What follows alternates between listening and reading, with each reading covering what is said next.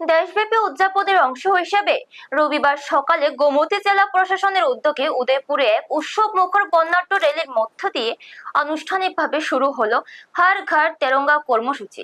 উদয়পুর রাজস্বী হল প্রাঙ্গণে সবুজ পতাকা নেড়ে এই শুভ উদ্যোগের সূচনা করেন গোমতী জেলা পরিষদের সভাধিপতি দেবল দেবরায়।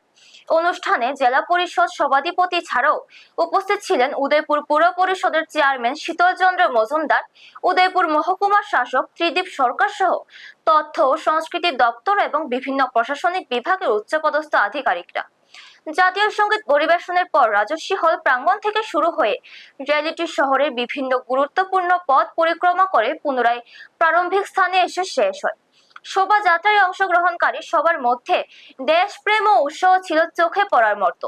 এই ধরনের উদ্যোগ নতুন প্রজন্মের মধ্যে দেশপ্রেম, জাতীয় ঐক্য ও মূল্যবোধ সুদৃঢ় করতে বিশেষ ভূমিকা পালন করবে।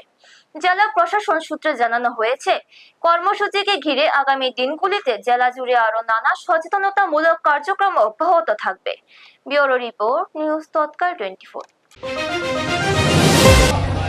নমস্কার।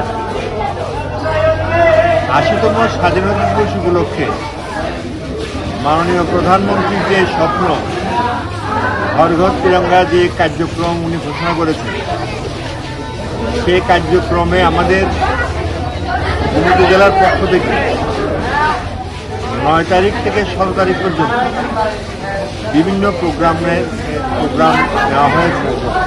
তার মধ্যে আজকে যে প্রোগ্রামটি হলো সেটা হলো হর ঘর তিরঙ্গা। একটা র্যালি ছিল।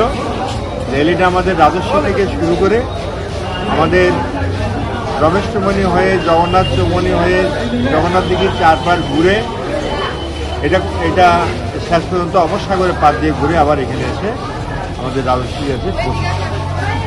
এই র্যালির উদ্বোধন করেছেন আমাদের মাননীয় জেলার সভাধিপতি দেবল দেবরায় মহোদয়। সেখানে পৌর পরিষদের পক্ষ থেকে আমরা উপস্থিত ছিলাম সবাই।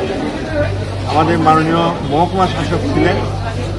আজকের এই র্যালির জন্য যাকে দায়িত্ব দেওয়া ছিল উনি ছিলেন আমাদের জেলার অ্যাসিস্ট্যান্ট ডিরেক্টর